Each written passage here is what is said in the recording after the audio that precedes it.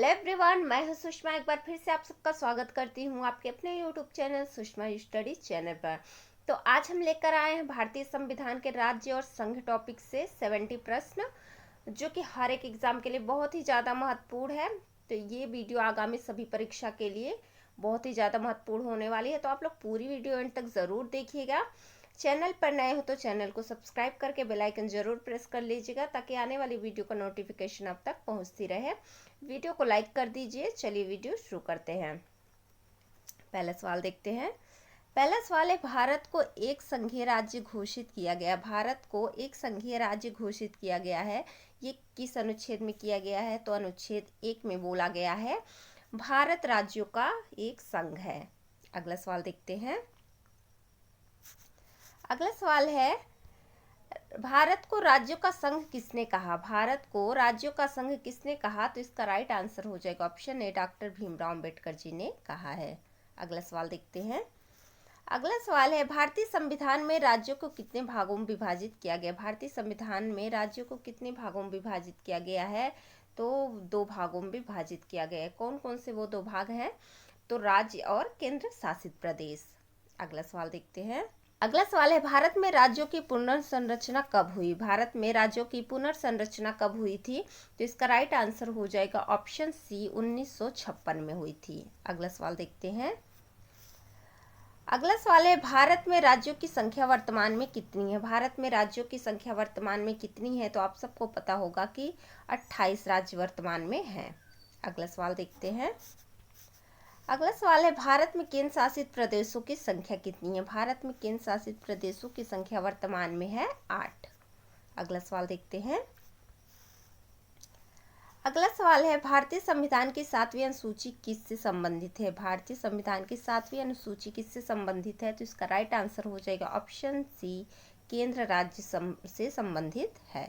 अगला सवाल देखते हैं। अगला सवाल है, संघ और राज्यों के बीच शक्तियों का वितरण किस पर आधारित है? संघ और राज्यों के बीच शक्तियों का वितरण किस पर आधारित है? तो इसका राइट आंसर हो जाएगा ऑप्शन सी, कनाडाई मॉडल पर आधारित है। अगला सवाल देखते हैं। अगला सवाल है, भारतीय संविधान में केंद्र राज्य संबंधों की व्यवस्था किस सूची में की गई है? भारतीय संविधान में केंद्र राज्य संबंधों की व्यवस्था किस सूची में की गई है? तो इसका राइट आंसर हो जाएगा ऑप्शन डी, सभी सूची, यानी कि समवर्ती सूची, राज्य सूची और संघ सूची, इन सभी में की गई है। अगला सवाल देखते हैं। अगला सवाल है, भारतीय संविधान में राज्यों से संबंधित अनुच्छेद कौन कौन से हैं? भारतीय संविधान में राज्यों से संबंधित अनुच्छेद कौन कौन से हैं? तो इसका राइट आंसर हो जाएगा ऑप्शन सी, 152 से 137 तक है। अगला सवाल देखते हैं। अगला सवाल है, केंद्र और राज्य के बीच विवादों को कौन हल करता है? केंद्र और राज्य के बीच विवादों को कौन हल करता है? तो इसका राइट आंसर हो जाएगा ऑप्शन सी, सर्वोच्च न्यायालय हल करता है। अगला सवाल देखते हैं। अगला सवाल है, भारतीय संविधान में कौन सा अनुच्छेद संघ और राज्यों के बीच संबंधों से संबंधित है? भारतीय संविधान में कौन सा अनुच्छेद संघ और राज्यों के बीच संबंधों से संबंधित है? तो इसका राइट आंसर हो जाएगा ऑप्शन ए, 245 से 263 तक है। अगला सवाल देखते हैं। अगला सवाल है, कौन सा संविधान संशोधन केंद्र और राज्यों के बीच पंचायती राज प्रणाली को लागू करने से संबंधित है? कौन सा संविधान संशोधन केंद्र और राज्यों के बीच पंचायती राज प्रणाली को लागू करने से संबंधित है? तो इसका राइट आंसर हो जाएगा ऑप्शन बी, 73वां संशोधन, जो है राज्य, केंद्र और राज्य के बीच पंचायती राज प्रणाली लागू करने से संबंधित है। अगला सवाल देखते हैं। अगला सवाल है, भारतीय संविधान में केंद्र और राज्य की शक्तियां का विभाजन किस सूची के अनुसार किया गया है? भारतीय संविधान में केंद्र और राज्य की शक्तियों का विभाजन किस सूची के अनुसार किया गया है? तो इसका राइट आंसर हो जाएगा ऑप्शन डी, उपरोक्त सभी, यानी कि राज्य सूची, संघ सूची और समवर्ती सूची, सभी में। अगला सवाल देखते हैं। अगला सवाल है, भारतीय संविधान में अनुच्छेद 249 किससे संबंधित है? भारतीय संविधान में अनुच्छेद 249 किससे संबंधित है? तो इसका राइट आंसर हो जाएगा ऑप्शन ए, संसद को राज्य सूची पर कानून बनाने की शक्ति देता है अनुच्छेद 249। अगला सवाल देखते हैं। अगला सवाल है, किस अनुच्छेद के तहत राज्यपाल को किसी राज्य में राष्ट्रपति शासन लगाने की सिफारिश करने का अधिकार है?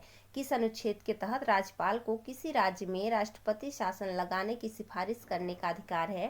तो इसका राइट आंसर हो जाएगा ऑप्शन सी, 356 के तहत। अगला सवाल देखते हैं। अगला सवाल है, केंद्र राज्य संबंधों के तहत 3 सूचियों की व्यवस्था किस देश से ली गई है? केंद्र राज्य संबंधों के तहत 3 सूचियों की व्यवस्था किस देश से ली गई है? तो इसका राइट आंसर हो जाएगा ऑप्शन बी, ब्रिटेन से लिया गया है। अगला सवाल देखते हैं। अगला सवाल है, वित्त आयोग की सिफारिशों के आधार पर केंद्र राज्य वित्तीय संबंधों का निर्धारण कौन करता है? वित्त आयोग की सिफारिशों के आधार पर केंद्र राज्य वित्तीय संबंधों का निर्धारण कौन करता है? तो इसका राइट आंसर हो जाएगा ऑप्शन बी, राष्ट्रपति करते हैं। अगला सवाल देखते हैं।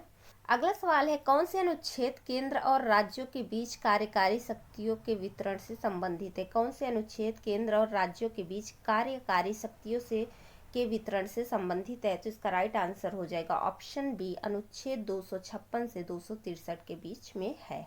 अगला सवाल देखते हैं। अगला सवाल है, संविधान के किस अनुच्छेद के तहत केंद्र सरकार को राज्य सरकारों को दिशा निर्देश देने की शक्ति है? तो इसका राइट आंसर हो जाएगा ऑप्शन ए, अनुच्छेद 256 के तहत केंद्र सरकार राज्य सरकारों को दिशा निर्देश दे सकती है। अगला सवाल देखते हैं। अगला सवाल है, राज्यपाल द्वारा राज्य विधानसभा का सत्र बुलाने का अधिकार किस अनुच्छेद में है? राज्यपाल द्वारा राज्य विधानसभा का सत्र बुलाने का अधिकार किस अनुच्छेद में है? तो इसका राइट आंसर हो जाएगा ऑप्शन बी, अनुच्छेद 174 के तहत राज्यपाल विधानसभा में सत्र बुला सकते हैं। अगला सवाल देखते हैं। अगला सवाल है, संविधान के किस भाग को मैग्ना कार्टा कहा जाता है? संविधान के किस भाग को मैग्ना कार्टा कहा जाता है? तो भाग 3 को संविधान का मैग्ना कार्टा कहा जाता है। अगला सवाल देखते हैं। अगला सवाल है, संविधान के किस अनुच्छेद के तहत प्रत्येक राज्य के लिए एक राज्यपाल का प्रावधान किया गया है? संविधान के किस अनुच्छेद के तहत प्रत्येक राज्य के लिए एक राज्यपाल का प्रावधान किया गया है? तो इसका राइट आंसर हो जाएगा ऑप्शन बी, अनुच्छेद 153 के तहत। अगला सवाल देखते हैं। अगला सवाल है, संसद राज्य सूची में शामिल विषयों पर कब कानून बना सकती है? संसद राज्य सूची में शामिल विषयों पर कब कानून बना सकती है? तो इसका राइट आंसर हो जाएगा ऑप्शन ए, जब राज्यसभा 2/3 बहुमत से प्रस्ताव पारित करे तब। अगला सवाल देखते हैं।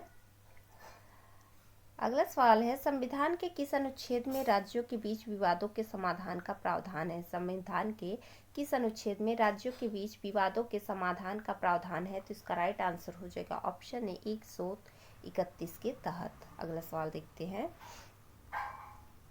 अगला सवाल है, समवर्ती सूची में दिए गए विषयों पर कानून बनाने का अधिकार किसके पास होता है? समवर्ती सूची में दिए गए विषयों पर कानून बनाने का अधिकार किसके पास होता है? तो इसका राइट आंसर हो जाएगा ऑप्शन सी, केंद्र और राज्य दोनों के पास होती है। अगला सवाल देखते हैं। अगला सवाल है, यदि समवर्ती सूची के किसी विषय पर केंद्र और राज्य दोनों ने कानून बनाया हो तो किसका कानून प्रभावी होगा? यदि समवर्ती सूची के किसी विषय पर केंद्र और राज्य दोनों ने कानून बनाया हो तो किसका कानून प्रभावी होगा? तो इसका राइट आंसर हो जाएगा ऑप्शन बी, केंद्र सरकार का कानून प्रभावी होगा। अगला सवाल देखते हैं। अगला सवाल है, अनुच्छेद 263 किससे संबंधित है? अनुच्छेद 263 किससे संबंधित है? तो इसका राइट आंसर हो जाएगा ऑप्शन बी, अंतर्राज्यीय परिषद से संबंधित है। अगला सवाल है, केंद्र सरकार को राज्यों के वित्तीय मामलों में नियंत्रण किस अनुच्छेद के तहत दिया जाता है? केंद्र सरकार को राज्यों के वित्तीय मामलों में नियंत्रण किस अनुच्छेद के तहत दिया जाता है? तो इसका राइट आंसर हो जाएगा ऑप्शन डी, अनुच्छेद 280 के तहत। अगला सवाल देखते हैं। अगला सवाल है, राज्य सरकारें केंद्र से वित्तीय सहायता किस अनुच्छेद के तहत प्राप्त कर सकती हैं? राज्य सरकारें केंद्र से वित्तीय सहायता किस अनुच्छेद के तहत प्राप्त कर सकती हैं? तो इसका राइट आंसर हो जाएगा ऑप्शन सी, अनुच्छेद 275 के तहत। अगला सवाल देखते हैं। अगला सवाल है, केंद्र राज्य वित्तीय संबंधों की समीक्षा कौन करता है? केंद्र राज्य वित्तीय संबंधों की समीक्षा कौन करता है? तो इसका राइट आंसर हो जाएगा ऑप्शन सी, वित्त आयोग। अगला सवाल देखते हैं। अगला सवाल है, भारत में कौन सा आयोग केंद्र राज्य संबंधों की समीक्षा करने के लिए गठित किया गया था? भारत में कौन सा आयोग केंद्र राज्य संबंधों की समीक्षा करने के लिए गठित किया गया था? तो इसका राइट आंसर हो जाएगा ऑप्शन बी, सरकारिया आयोग। अगला सवाल देखते हैं। अगला सवाल है, संविधान के किस अनुच्छेद के तहत केंद्र या राज्य अपने राजस्व से किसी भी सार्वजनिक उद्देश्य के लिए अनुदान दे सकते हैं? संविधान के किस अनुच्छेद के तहत केंद्र या राज्य अपने राजस्व के से किसी भी सार्वजनिक उद्देश्य के लिए अनुदान दे सकते हैं? तो इसका राइट आंसर हो जाएगा ऑप्शन डी, अनुच्छेद 282 के तहत। अगला सवाल देखते हैं। अगला सवाल है, किस अनुच्छेद के तहत केंद्र को राज्य के किसी भी भाग में सशस्त्र बल भेजने का अधिकार है? किस अनुच्छेद के तहत केंद्र को राज्य के किसी भी भाग में सशस्त्र बल भेजने का अधिकार है? तो इसका राइट आंसर हो जाएगा ऑप्शन डी, अनुच्छेद 355 के तहत केंद्र राज्य किसी सरकार में सशस्त्र बल भेज सकता है। अगला सवाल देखते हैं। अगला सवाल है, राज्यपाल को विशेष शक्ति किस अनुच्छेद के तहत दी गई है? राज्यपाल को विशेष शक्ति किस अनुच्छेद के तहत दी गई है? तो इसका राइट आंसर हो जाएगा ऑप्शन सी, अनुच्छेद 163 के तहत दी गई है। और 163 किस भाग में है? तो ये भाग 6 में है। अगला सवाल देखते हैं। अगला सवाल है, संविधान के अनुसार राज्यपाल की नियुक्ति कौन करता है? संविधान के अनुसार राज्यपाल की नियुक्ति कौन करता है? तो राज्यपाल की नियुक्ति राष्ट्रपति करते हैं। अगला सवाल देखते हैं। अगला सवाल है, राज्य के मुख्यमंत्री की नियुक्ति कौन करता है? राज्य के मुख्यमंत्री की नियुक्ति कौन करता है? तो राज्य के मुख्यमंत्री की नियुक्ति करते हैं राज्यपाल। अगला सवाल देखते हैं। अगला सवाल है, मुख्यमंत्री का कार्यकाल कितने वर्षों का होता है? तो मुख्यमंत्री का कार्यकाल निश्चित अवधि नहीं है। मुख्यमंत्री के कार्यकाल का कोई निश्चित अवधि नहीं है। मुख्यमंत्री का कार्यकाल निश्चित नहीं होता, वह राज्यपाल की इच्छा और विधानसभा में बहुमत के समर्थन तक पद पर रह सकते हैं। अगला सवाल देखते हैं। अगला सवाल है, राज्य विधानमंडल कितने प्रकार के होते हैं? राज्य विधानमंडल कितने प्रकार के होते हैं? तो 2 प्रकार के होते हैं। कौन कौन से होते हैं? तो एक सदनीय और द्विसदनीय। अगला सवाल देखते हैं। अगला सवाल है, राज्य में मंत्रिपरिषद का प्रमुख कौन होता है? राज्य में मंत्रिपरिषद का प्रमुख कौन होता है? तो वो होते हैं मुख्यमंत्री। अगला सवाल देखते हैं। अगला सवाल है, यदि किसी राज्य में कोई राजनीतिक दल स्पष्ट बहुमत नहीं प्राप्त करता तो सरकार बनाने के लिए किसे आमंत्रित किया जाता है? तो इसका राइट आंसर हो जाएगा ऑप्शन ए, सबसे बड़े दल के नेता को आमंत्रित किया जाता है। अगला सवाल देखते हैं। अगला सवाल है, संविधान के किस अनुच्छेद के तहत राष्ट्रपति को राज्यों के प्रशासन के प्रति उत्तरदायी बनाया गया है? संविधान के किस अनुच्छेद के तहत राष्ट्रपति को राज्यों के प्रशासन के प्रति उत्तरदायी बनाया गया है? तो ये बनाया गया है 356 के तहत। अगला सवाल देखते हैं। अगला सवाल है, भारतीय संविधान के किस अनुच्छेद के तहत कई राज्यों को विशेष प्रावधान दिए गए हैं? संविधान के किस अनुच्छेद के तहत कई राज्यों को विशेष प्रावधान दिए गए हैं? तो इसका राइट आंसर हो जाएगा ऑप्शन डी, अनुच्छेद 371 के तहत कई राज्यों को विशेष प्रावधान दिए गए हैं। अगला सवाल देखते हैं। अगला सवाल है, संविधान में राज्यों के उच्च न्यायालय का उल्लेख किस अनुच्छेद में है? संविधान में राज्यों के उच्च न्यायालयों का उल्लेख किस अनुच्छेद में है? तो इसका राइट आंसर हो जाएगा ऑप्शन ए, अनुच्छेद 214 में है। अगला सवाल देखते हैं। अगला सवाल है, राज्यपाल मंत्रिपरिषद की सलाह पर काम करता है, यह किस अनुच्छेद में वर्णित है? राज्यपाल मंत्रिपरिषद की सलाह पर काम करता है, यह किस अनुच्छेद में वर्णित है? तो इसका राइट आंसर हो जाएगा ऑप्शन बी, अनुच्छेद 163 में वर्णित है। अगला सवाल देखते हैं। अगला सवाल है, राज्यपाल की न्यूनतम आयु कितनी होनी चाहिए? राज्यपाल की न्यूनतम आयु कितनी होनी चाहिए? तो राज्यपाल की न्यूनतम आयु 35 वर्ष होनी चाहिए। अगला सवाल देखते हैं। अगला सवाल है, भारत में राज्यपाल का कार्यकाल कितने वर्षों का होता है? भारत में राज्यपाल का कार्यकाल कितने वर्षों का होता है? तो ये होता है 5 वर्षों का। अगला सवाल देखते हैं। अगला सवाल है, राज्यपाल को शपथ कौन दिलाता है? राज्यपाल को शपथ कौन दिलाता है? तो इनको दिलाते हैं शपथ उच्च न्यायालय का मुख्य न्यायाधीश। अगला सवाल देखते हैं। अगला सवाल है, राज्यपाल अपने कार्यकाल के दौरान किसे अपना इस्तीफा सौंपते हैं? राज्यपाल अपने कार्यकाल के दौरान किसे अपना इस्तीफा सौंपते हैं? तो ये सौंपते हैं राष्ट्रपति को। अगला सवाल देखते हैं। अगला सवाल है, राज्यपाल की शक्तियों का उल्लेख संविधान के किस भाग में किया गया है? राज्यपाल की शक्तियों का उल्लेख संविधान के किस भाग में किया गया है? तो भाग 6 में किया गया है। अगला सवाल देखते हैं। अगला सवाल है, राष्ट्रपति शासन के दौरान राज्यपाल किसके प्रति उत्तरदायी होते हैं? राष्ट्रपति शासन के दौरान राज्यपाल किसके प्रति उत्तरदायी होते हैं? तो इसका राइट आंसर हो जाएगा ऑप्शन डी, केंद्र सरकार के प्रति राज्यपाल उत्तरदायी होते हैं। अगला सवाल देखते हैं। अगला सवाल है, राज्य विधानमंडल में कौन कौन से सदन होते हैं? राज्य विधानमंडल में कौन कौन से सदन होते हैं? तो 2 सदन होते हैं। कौन कौन से होते हैं? तो वो होते हैं विधानसभा और विधान परिषद। अगला सवाल देखते हैं। अगला सवाल है, यदि कोई राज्य विधान परिषद समाप्त करना चाहता है तो उसे किसकी अनुमति लेनी होगी? यदि कोई राज्य विधान परिषद समाप्त करना चाहता है तो उसे किसकी अनुमति लेनी होगी? तो इसका राइट आंसर हो जाएगा ऑप्शन सी, संसद की अनुमति लेनी होगी। अगला सवाल देखते हैं। अगला सवाल है, भारत में कितने राज्यों में द्विसदनीय विधानमंडल 2 सदन है? भारत में कितने राज्यों में द्विसदनीय विधानमंडल है? तो 6 राज्यों में द्विसदनीय विधानमंडल है। तो वो 6 राज्य कौन कौन से हैं ये भी आप याद रखिएगा। तो वो राज्य हैं आंध्र प्रदेश, उत्तर प्रदेश, बिहार, महाराष्ट्र, कर्नाटक और तेलंगाना। ये 6 राज्यों में द्विसदनीय विधानमंडल है। अगला सवाल देखते हैं। अगला सवाल है, राज्य विधान परिषद के सदस्यों का कार्यकाल कितने वर्षों का होता है? राज्य विधान परिषद के सदस्यों का कार्यकाल कितने वर्षों का होता है? तो 6 वर्षों का कार्यकाल होता है विधान परिषद के सदस्यों का कार्यकाल। अगला सवाल देखते हैं। अगला सवाल है, राज्य विधानसभा के सदस्यों का कार्यकाल कितने वर्षों का होता है? राज्य विधानसभा के सदस्यों का कार्यकाल कितने वर्षों का होता है? तो 5 वर्षों का होता है। राज्य विधान परिषद के सदस्यों का कार्यकाल 6 वर्षों का होता है और राज्य विधान सभा के सदस्यों का कार्यकाल 5 वर्षों का होता है। अगला सवाल देखते हैं। अगला सवाल है, राज्य विधानसभा को भंग करने की शक्ति किसके पास होती है? राज्य विधानसभा को भंग करने की शक्ति किसके पास होती है? तो वो होती है राज्यपाल के पास। अनुच्छेद 174 में दिया गया है। अगला सवाल देखते हैं। अगला सवाल है, राज्य विधानसभा के सत्रों की अध्यक्षता कौन करता है? राज्य विधानसभा के सत्रों की अध्यक्षता कौन करता है? तो इसका राइट आंसर हो जाएगा ऑप्शन सी, विधानसभा के अध्यक्ष करते हैं। अगला सवाल देखते हैं। अगला सवाल है, विधान परिषद का गठन किसके द्वारा किया जाता है? विधान परिषद का गठन किसके द्वारा किया जाता है?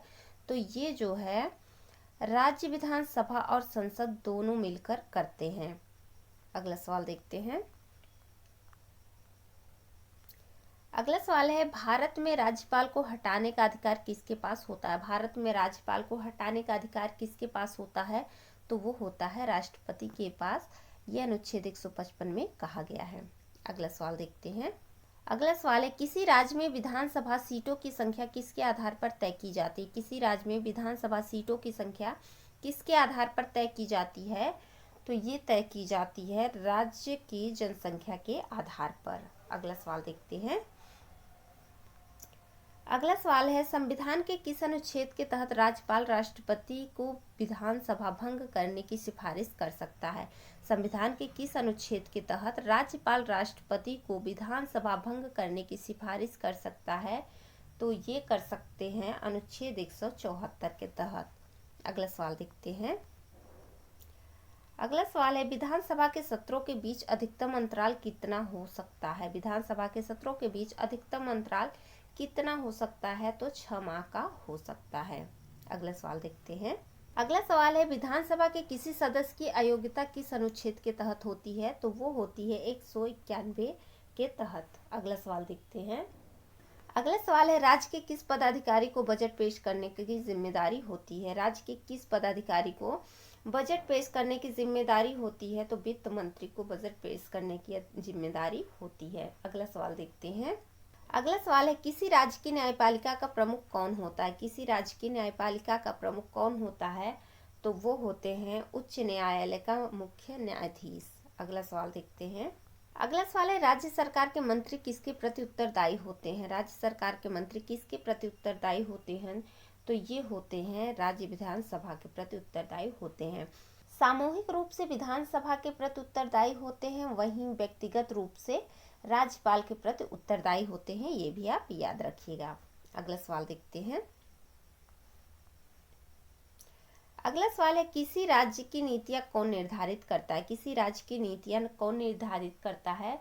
तो वो करते हैं मुख्यमंत्री और उनकी मंत्रिपरिषद। अगला सवाल देखते हैं। अगला सवाल है, राज्य विधान परिषद में सदस्यों का चुनाव कितने वर्षों में होता है? राज्य विधान परिषद में सदस्यों का चुनाव कितने वर्षों में होता है? तो हर 6 वर्ष में 1/3 सदस्य हर 6 वर्षों में होता है, और जिसमें से 1/3 सदस्य सेवानिवृत्त यानी कि रिटायर हो जाते हैं। अगला सवाल देखते हैं। अगला सवाल है, भारत में संघीय ढांचे की अवधारणा किस देश से ली गई? भारत में संघीय ढांचे की अवधारणा किस देश से ली गई है? तो ये ली गई है कनाडा से। तो ये हमारे राज्य और संघ से 70 क्वेश्चन कंप्लीट हो गए। आई होप आपको वीडियो पसंद आई होगी। अगर वीडियो पसंद आए तो प्लीज़ वीडियो को लाइक ज़रूर करिएगा। चैनल पर नए हो तो चैनल को सब्सक्राइब करके बेल आइकन जरूर प्रेस कर लीजिएगा।